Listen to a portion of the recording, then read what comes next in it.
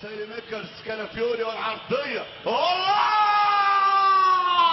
على المحاولة بالراس، هدف التخليص، هدف أول يأتي إيساي يسجل الآن كاسيانوس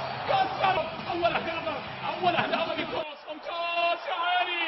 هي ليلتان ريمونتادا لليبيانكو تشيلسي، ريمونتادا سجل هدف التخليص، اللمسة الأولى، هدف التأهل، هدف الوصول إلى المباراة النهائية. المدريد يفعل في الخلف تصويبة ماجاسا، سلام الله على هدف اول يسجل مع الدقيقة الثامنة عن طريق اللاعب الذي تقدم واطلق العنان لقدمه اليسرى لتبوح بسر جميل هو بيتر بوتوموتي اللاعب الكونغولي.